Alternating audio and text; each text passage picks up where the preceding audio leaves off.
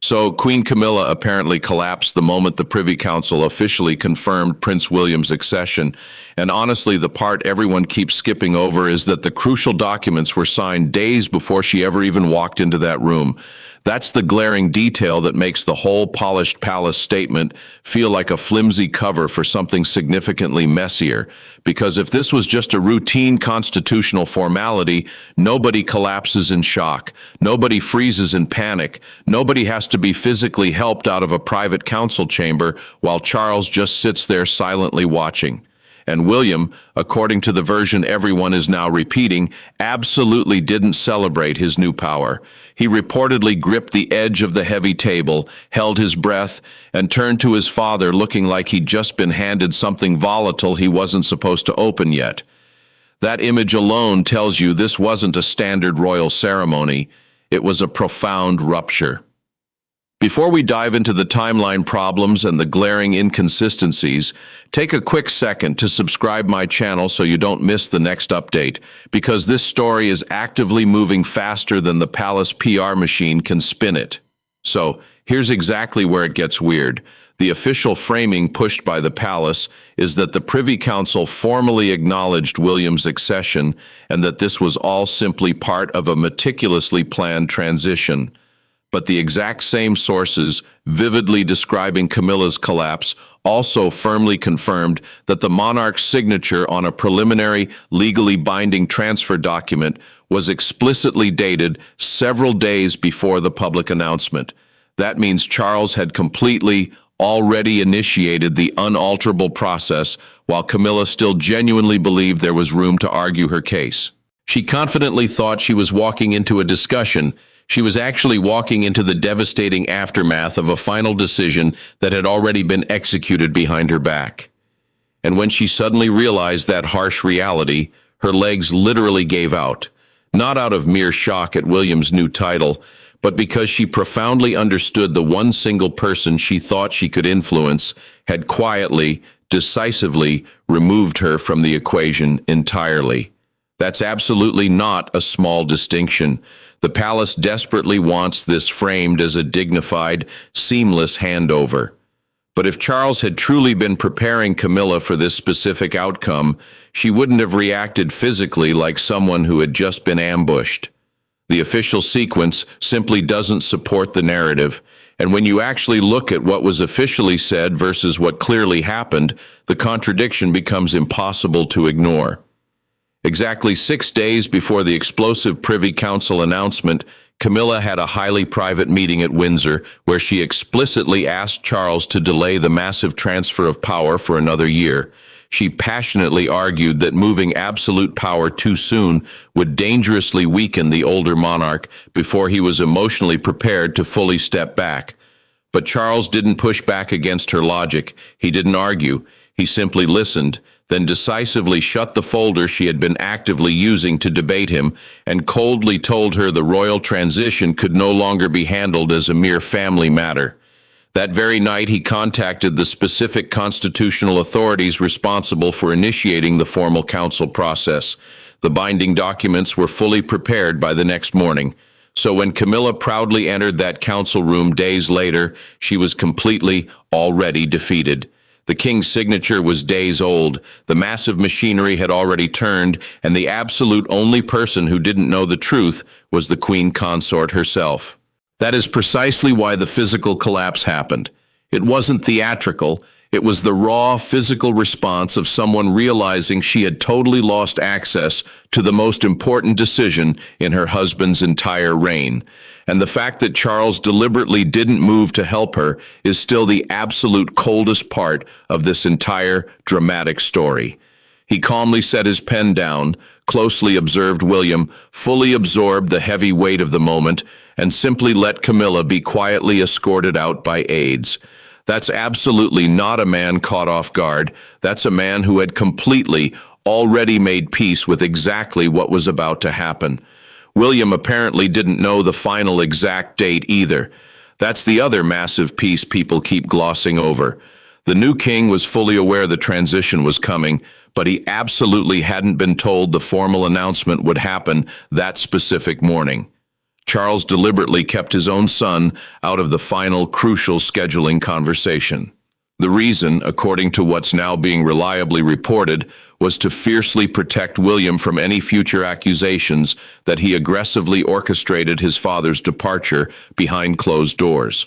Charles deeply wanted the historical record to clearly show that the monumental decision was his alone.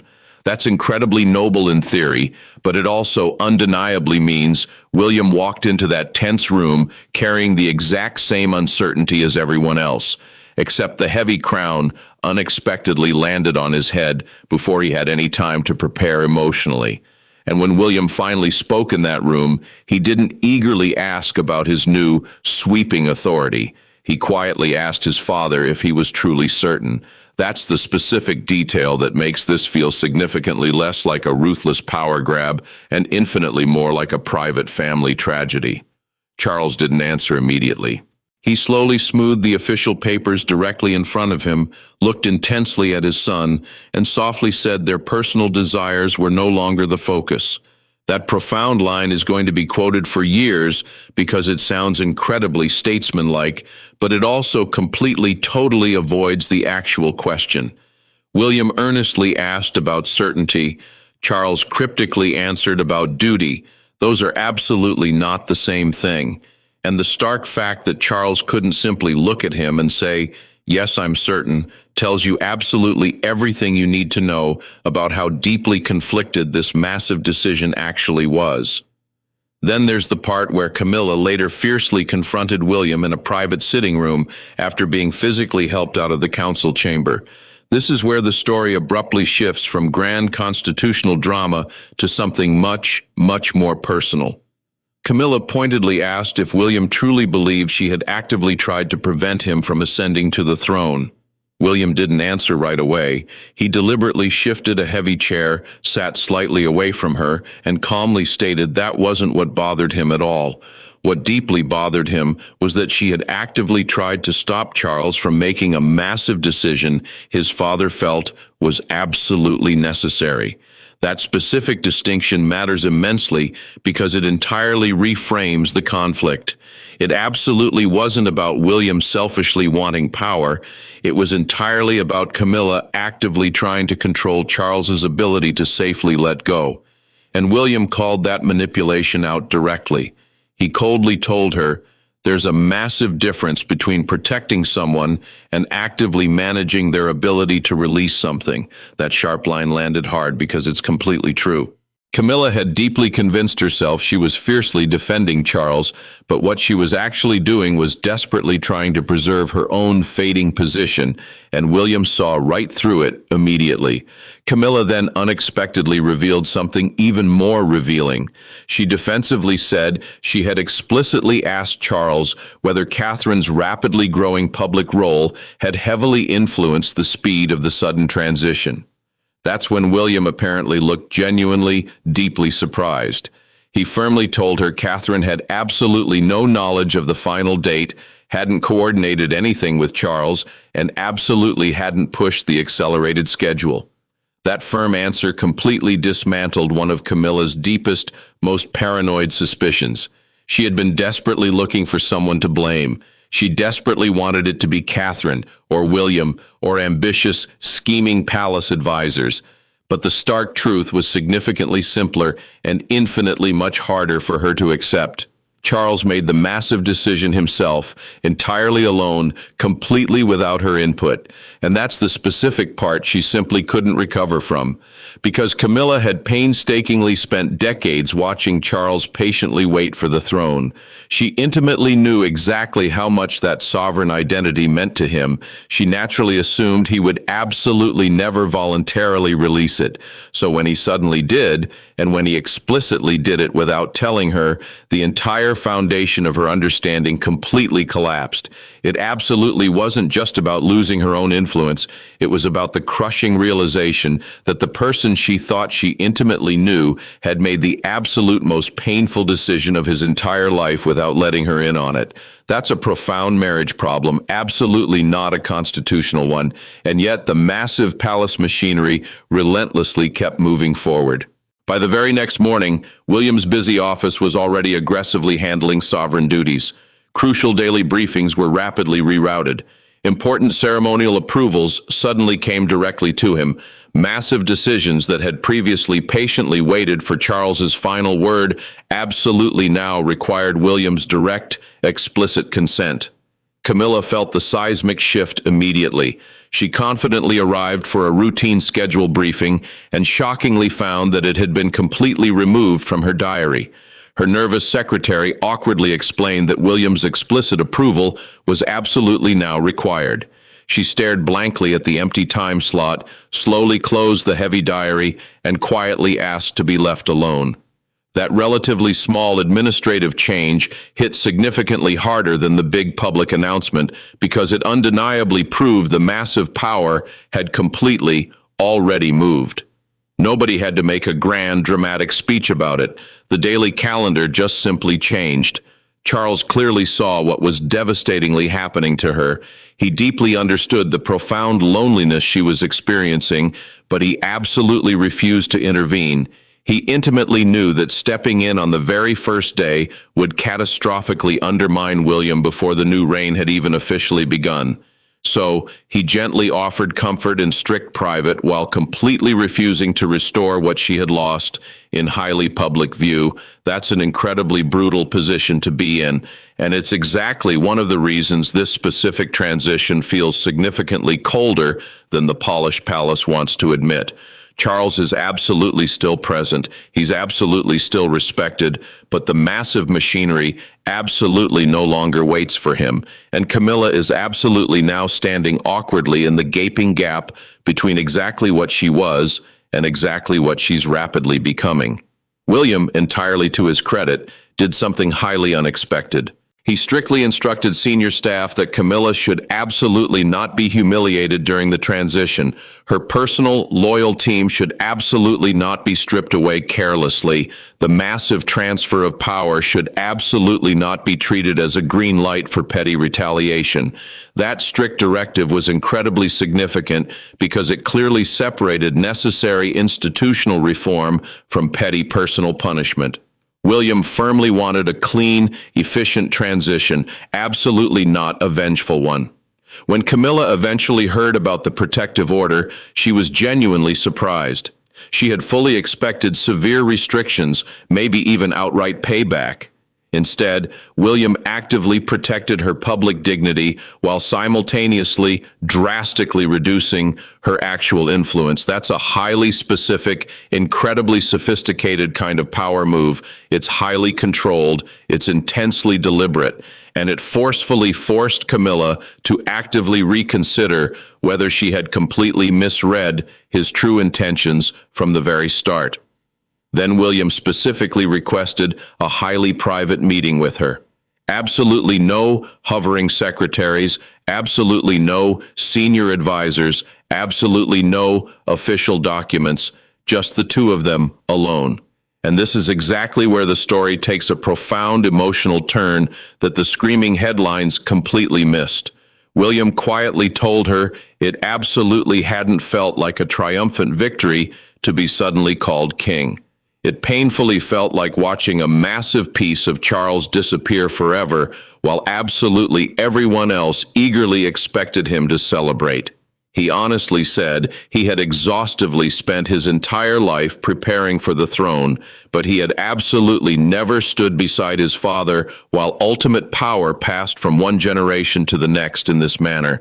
And that's exactly why it deeply hurt, because one man's monumental ascension came entirely from another man's painful resignation. Camilla listened quietly, and for the very first time in this entire ordeal, she absolutely didn't argue about strict protocol or aggressively defend the transition schedule. She quietly admitted that deep fear had driven her intense resistance. She was profoundly afraid of exactly what would happen to Charles once he completely released the massive identity that had entirely defined him for long decades. She had patiently watched him wait for so incredibly long. Letting it go so incredibly soon felt exactly like watching him slowly lose himself completely. William didn't interrupt her once. He patiently let her say it all. Then he quietly told her something she absolutely didn't expect to hear. He absolutely wasn't going to cruelly erase her established place next to Charles. Her formal institutional influence would undeniably change significantly because the massive structure around the crown had fundamentally changed. But her highly personal relationship with his father absolutely wasn't something royal authority could ever end. He genuinely wanted a transition that was incredibly firm, but absolutely not cruel. That's the specific part that massively complicates the easy villain narrative, because yes, Camilla actively tried to delay the inevitable. Yes, she aggressively positioned herself against William's rise, but when the pivotal moment finally came, William absolutely didn't crush her. He deliberately drew a protective boundary around her basic humanity, and Camilla for the very first time honestly admitted that actively trying to postpone the massive transfer might have genuinely gone too far. She quietly said what originally started as fiercely defending Charles had slowly, toxically become intense opposition to a future she was deeply personally afraid of. That's an incredibly hard thing to say out loud, and it completely changes the underlying meaning of the entire conflict. It wasn't entirely just about raw power, it was deeply about fear.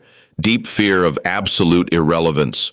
Deep fear of completely losing the person she deeply loved to a massive role that would utterly consume him.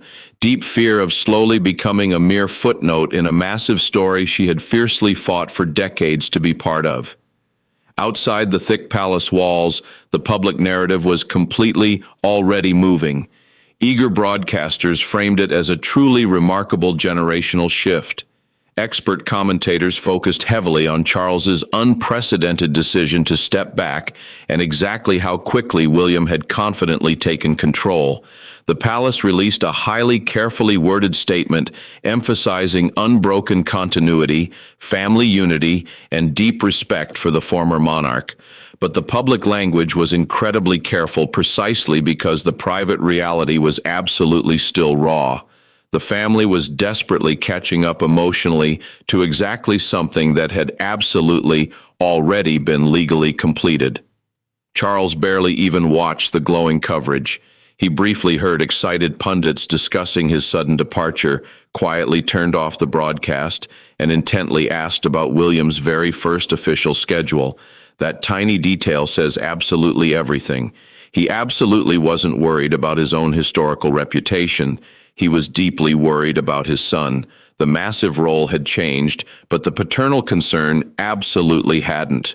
William deeply struggled with the massive public celebration. There were massive crowds completely outside Buckingham Palace, loudly chanting his name.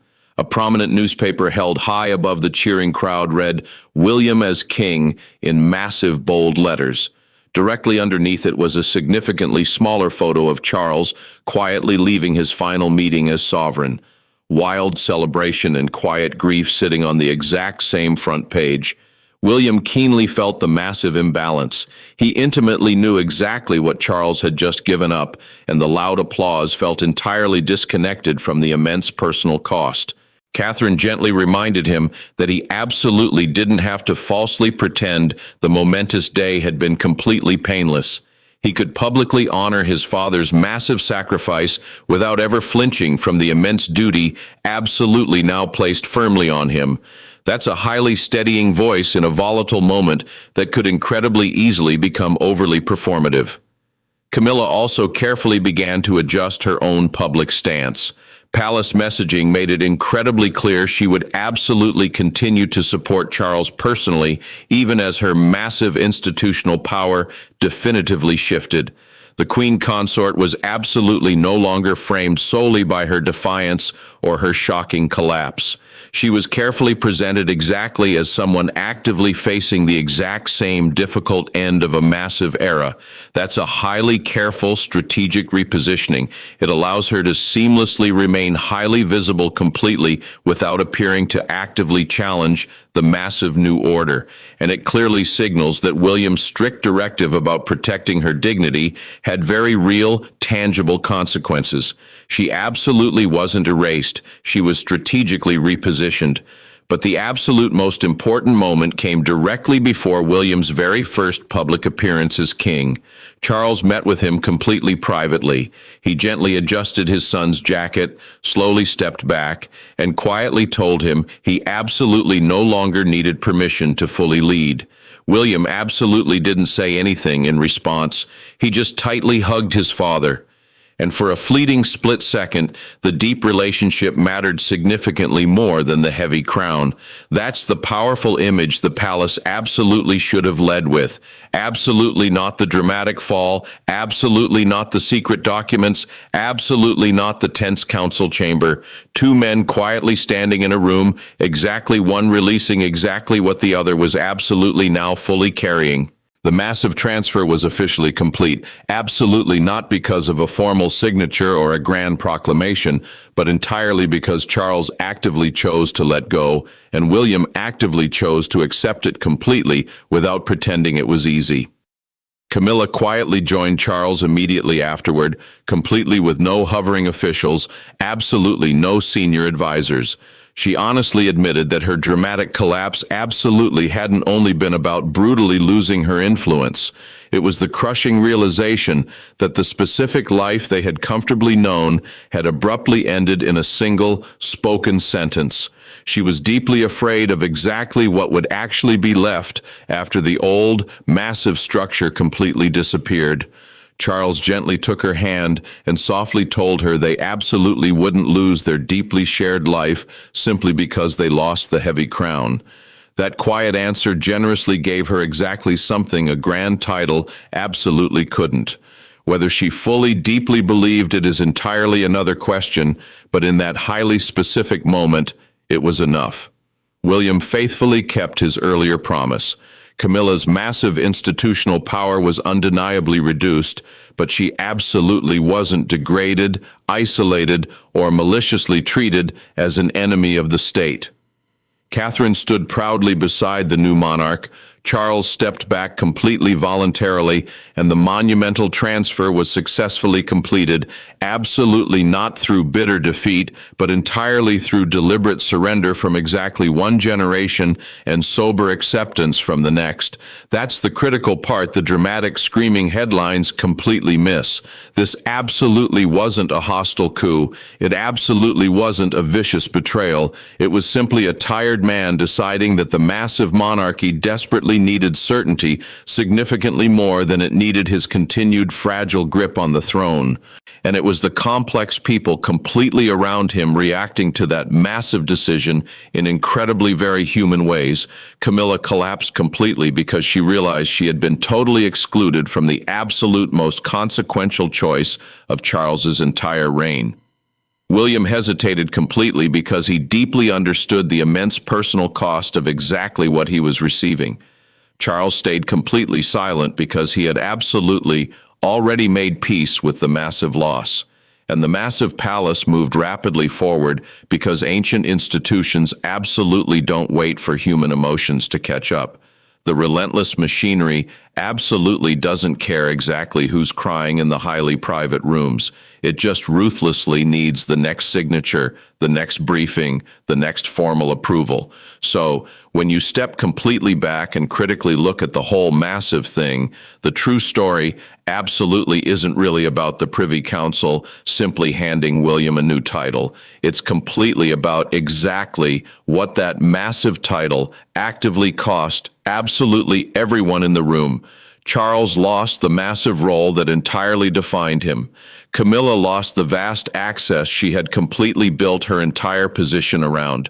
William gained a heavy crown and absolutely immediately felt the immense weight of it aggressively pressing down on his complex relationship with his father. The title was undeniably official. The power was undeniably real. But the massive emotional fallout was absolutely still unfolding incredibly long after the bright cameras finally left and the massive crowds went home. And that's exactly why the precise timeline matters so much. The hidden signature dated days earlier, the highly private meeting at Windsor, the fierce argument Camilla wrongly thought she could absolutely still win, the massive announcement she absolutely never saw coming. Absolutely none of it was accidental. Charles had completely already chosen. He simply just hadn't told the specific people closest to him yet. That's the glaring contradiction completely at the absolute center of the entire story. The palace desperately wants to confidently present a completely smooth, flawless handover, but the actual people involved are absolutely still bleeding from the incredible speed of it. William is king. Charles is absolutely no longer sovereign. Camilla is absolutely still standing, but the very ground beneath her has shifted permanently. And the absolute only thing that's completely certain absolutely now is that absolutely nothing about this massive transition was exactly as controlled as the polished official statement desperately made it look. The heavy crown moved, the complex family is absolutely still catching up, and the deep silence from those highly private rooms is infinitely louder than absolutely any grand proclamation.